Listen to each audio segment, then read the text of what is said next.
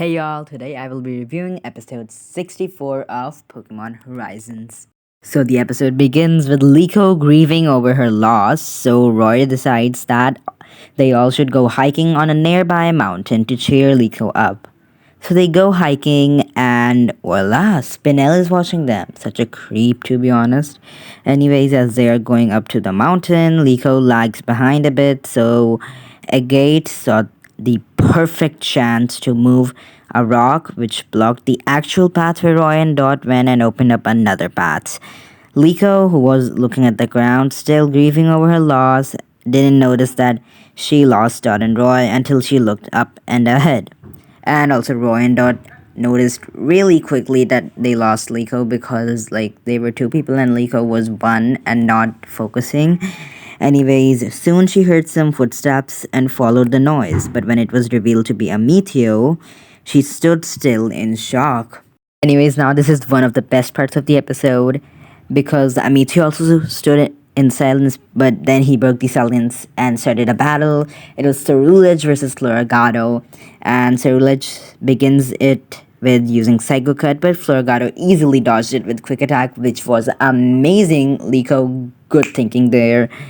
And then after that, Floragato did not waste any time and used acrobatics to counter, but Cerulege used Bitter Blade to evade the acrobatics. But Liko, being the queen she is, did not hold back and told Floragato to use Magical Leaf on Cerulege. This time, though, the move did hit, and to the people who are saying that Amethio got nerfed, you guys should be knowing that Liko just battled Grusha a few hours ago in the episode before this one. And Amethio, let's remember when he trained last time, which was the last arc. Yes. And so please stop saying that they nerfed Amethio because this is plain wrong. Sorry for the rant, but now let's go back to the review and the battle. Anyways, this time, well, Cerulege used Bitter Blade to actually attack Floragato instead of just standing still in shock. And it did hit Floragato, but Floragato tanked it and used Magical Leaf, but Cerulege evaded the Magical Leaf with its blade, kind of giving a parallel to the second episode when Sprigatito used Leafage for the first time, and it was about to hit Amethio, but Cerulege protected Amethio with its blade. Anyways, back to the battle where Amethio then terrestrialized Cerulege, and this was a very big shock to Liko because she was scarred from the last battle with Grusha, and she got really bad memories of Altaria using Ice Beam to knock out Floragato. And as soon as Amethio terrestrialized Cerulege, he told it to use Phantom Force, which is a move which is really hard to evade because literally no one has evaded it except for Freed. I don't remember if Freed has ever evaded it, but he should have evaded it once or something. Anyways, back onto the episode. Yeah. Then Cerulege hit Floragato twice with a couple of ghost dives, phantom forces, and welcome party pooper Spinel. Why did you have to stop the battle with your Umbreon attacking Cerulege? He couldn't have come at a better time, and this is how you know he's a great villain because he's psychotic and ruins the best things. And yeah, what is he doing here? So, yeah, he made his Umbreon consume the Rakurium gas after some chat with Amethio.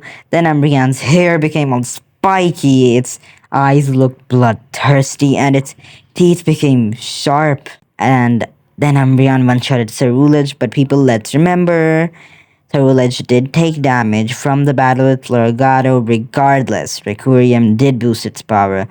Then Terrapagos came out of the bag and was an absolute beast.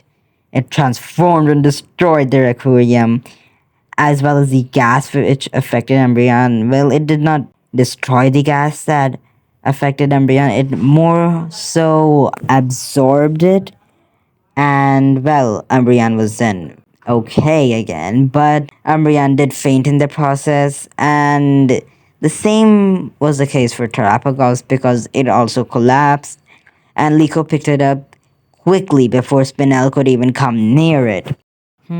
So what we saw was that Requiem was like Argas from the Detective Pikachu movie, but more on that later, okay guys? Anyways, Pinel then ran to a cave and Amethio followed him. Liko did not want to be left behind, so she also followed him. When they got in the cave, Amethio told Liko to go outside as this was too dangerous. This was an amazing moment which showed a great display of care from Amethio towards Liko, like the care of a brother towards a sister. Anyways, then Amethio and Liko were trapped in a cavern because, well, a gate made Medicham use Psychic to drop the rocks, and then Spinel also teleported out with the help of BEM, and it was basically all just a propaganda slash trick to trap Liko and Amethio, well, mostly Amethio. Then they tried getting out with Amethio using Psycho Cut. Amethio telling Ceruledge to use Psycho Cut. And then we see Spinel with a gate outside of the cave talking, and he told Agate that for the sake of the explorers, we must make the little grandchild disappear, indicating that he and the other explorers might secretly be working against Gibeon rather than working for him. Anyways, it was all a test for what Terrapagos can do to the Requiem. And the episode ends with Dot and Roy calling Freed for help and Corla and Sidian revealing their disguises and battling or starting a battle against Roy and Dot. Okay, now back to my opinion slash theory that Requiem and Argas are related as the gases are both almost the same color and the effects of the gases are almost identical, if not identical, as they make them Pokemon go rogue and unpredictable as well as increases their power. Anyways, that's all I had to say for this episode, and now for the rating. I would give this episode a 6 out of 10. Anyways, I'd like y'all to join my Discord server if you want to talk about these new episodes or about Pokemon in general or any topic or any anime. With all that being said, CosFloraMon out.